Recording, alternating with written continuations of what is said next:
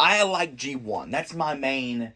My collection that I'm building is, all my new toys. I have some old Bayverse toys, some old Cybertron, Unicron Trilogy stuff, and I have a ton of... I have some of the old generations, Fall of Cybertron, War for Cybertron stuff, and I have some Nightverse, Rise of the Beast Bumblebee movie stuff that I like those too. But I don't buy any new figures. Well, other than the Nightverse stuff, I don't buy anything new unless it's, G1 Siege or post-Siege, And yeah, I know Beast Wars is technically in the G1 universe, but I don't really consider it G1. I know it technically is. It's the universe cluster and all of that. But that's not where my focus of, the G1 cartoon. That's where I don't collect Beast Wars. I don't feel the need or the want to. But this, I got this guy, once he went on sale, at my local Walmart, because he's just too cool not to. He's what leaders should be. For modern leaders, if they're talking about, okay, we're downsizing them, or removing a bunch of accessories, we make them a lot better, this is the better I'm talking about. So much more posability and detail. Like, look at all the molded in detail, the scale patterns all over this. The soft plastic. The sculpting. They've even got the ridges on the palate and the roof of the mouth. And the tongue. And it's not like a Grimlock mold, where the head just stands there and then you can open and close the mouth and wiggle the tail a little bit. You can get this guy into some poses. This mold is just... I know you're not really supposed to, but you can splay and flare the legs out. You're bending the knee to a little bit. It kind of breaks silhouette, but I don't mind that. I wish they had a way to fix that. But look at the way they were able to get the way they were able to work out the math and geometry, the transformation, to be able to make him transform correctly and get the dinosaur legs to move in a realistic manner. That's just incredible. I love that. And the way they have these little spring-loaded flaps, which aren't perfect, but they really help make the neck flow look more alive. You can do so much with it, and without the silhouette breaking too much.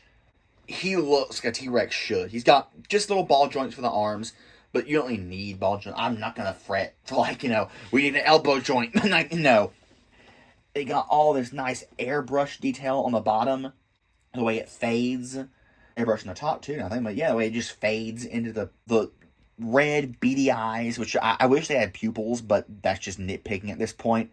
The blast effects compatibility, even on the feet, they have detail on the feet, and they have blast effect compatible feet. You can make a flying T-Rex, which, yeah, if you want to. He's super, I love him. And that's not even the best use of this mold, though. Let's talk about someone else for a second. Here is Tyrannicon Rex. This is awesome.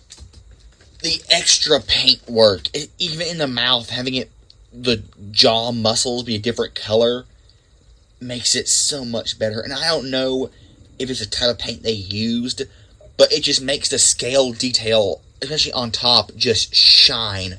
The airbrushing and the way the dark brown goes down the legs and the body and just fades into the caramel nougat color that looks just like I wish I could eat this figure. It's amazing. The detail and brushing around the eyes and the fact that they have pupils now, the teeth picked out, the tongue, it makes it look like a real animal. Like a dinosaur toy you'd buy at the store. The arms, they painted the claws. This is amazing. It has all the same posability, same mold, but just the way they were able to get this figure to just shine. It's amazing, and it makes me understand the extra price for. I don't like the extra price. I got it on discount. I paid $50 for the whole set, and I'll do a short showcase of Autobot JP93. But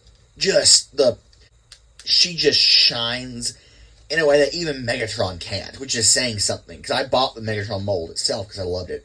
And I love, this might be a bit too gruesome, but I love the fact that her inner robot color is red, because when you, move the body and the brakes do show, you see the red through it, it makes it look like you're looking inside the actual dinosaur, and that's like flesh, which is probably just too gruesome, but that's just amazing to me.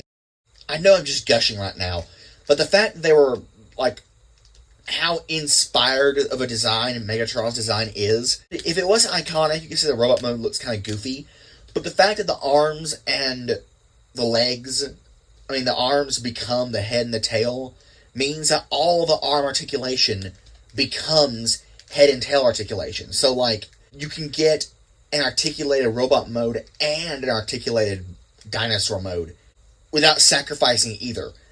They also come with an amazing display, and here's all about JP93, which is like a remold of Studio Series Jazz. It's not, but it steals a lot of information. The doors, you can open the doors, which it's cool. It's a little neat little feature. It has a gun which tabs on up top. You can take it out. Transformation is simple.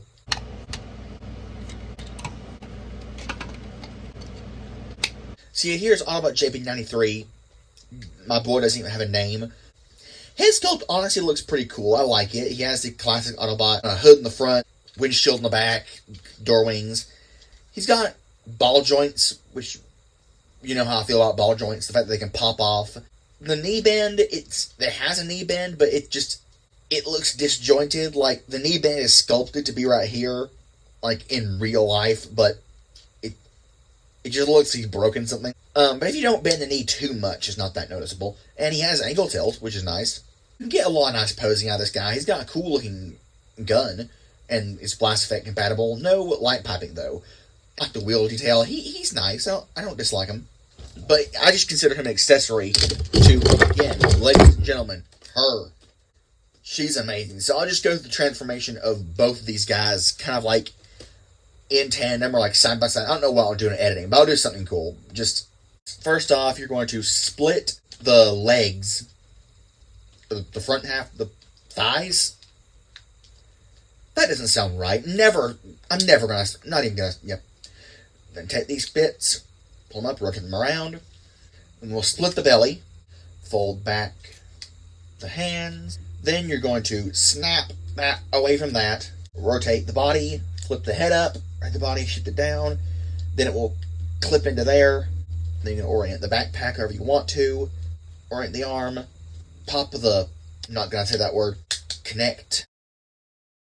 When you're splitting this, you see this is a flexible plastic. If you try to just open it up, it'll flex like that, and it might just bend, and it'll look weird when it's in dinosaur mode. So just push that with your finger, kind of feed that up under that lip there, like that, and then you can fold this up, and there you have the mold. Now these two look just great. The paint definitely went to Tyrannicon's beast mode, but still, like, the face sculpt, she looks intimidating. She looks mean. She looks like she'd kill you without a second thought. I really like her. Megatron, you understand why Megatron didn't have the pupils now, because, like, it works better for the robot mode, but, you know, that's whichever you prefer. He's so cool looking. He's got a bit of, like, a wrist tilt for whatever reason, so he can hold certain things that would get in the way, like a gun. But I really wish there was an option to just take off this arm thing, because he didn't always have it on. But the detail he has a claw. That claw is really cool. Face sculpt with the Predacon symbol. Why is the Predacon symbol Waspinator's face? Do you think Megatron would walk around with Waspinator's face emblazed on his forehead? I don't think so, but he's still got all the same articulation. There's nothing new, really, other than the head, which is really cool. It's sculpted really well. It looks just like the CGI model, the way it shines, the way it's lack of detail, but the lack of detail is good this time. It's amazing. He just has dinosaur legs, and yeah, a robot on a dinosaur head for a hand, but that's classic now. It's part of his aesthetic. I think it looks cool, but again, I grew up with it. It's iconic. Yes, he has a big backpack. Yes, a lot of the dinosaur is just on his back, but that's accurate to the original. He doesn't have that deep of a knee bend. There's definitely space for it. I don't know why it doesn't, because there's a slot there. It could go down further. But he's got, again, for the dinosaur mode, he's got tons of articulation and posing, the angle pivot and angle tilt. They're all amazing figures. Autobot JP93 is just like an added. Again, I paid leader class price for this whole set, so Autobot JP93 is just like an accessory for Tyrannicon Rex to step on. Yes, that's how I had them posed. But, like, I'm not into Beast Wars that much. I know it's considered heresy. I was never a huge fan of it. I like, technology, techno things. I like Transformers that are robots, not semi-organic. The fact that Beast Machine's ending is literally, it's supposed to be a good thing that Cybertron becomes organic. It's just like, no, let my cool robots stay cool robots. But no, yeah, like, even though I don't like Beast Wars that much, I still got this Megatron because he is so cool. I didn't feel the need to get Primal or Rhinox or any of them else, or Tarantula. I liked him that much that I went outside of my normal collecting habits to buy this mold. So, yeah, if you want my opinion, I'd say if you can get this mold, get this mold, just to experience it. Just the complexity of the transformation and how things flip around and up and underneath each other and fall on the back and compact and just... It's not too complex, but it's a lot more complex than it probably needs to be. And I like that. I like things kind of throw you for a curveball, make you sit and think for a second. Wait, how do I move this past this? Oh, right, I've got to do that first. And like, I like those sorts of transformations. I know I might be in the minority, but like, if you're anywhere like me, if you like have any sort of interest in this at all, be it for the character, for the design, for the transformation, for the engineering, I would say get it if you can at a good price. Again, I don't know how much these things are going for, and I don't know what Beast Wars fans would consider a good price. Like maybe $60 is worth it for this guy. I got him for $45, but yeah, do whatever you're comfortable with. But I personally do like them, and I don't regret buying them at all. So I still can't do outros. Bye.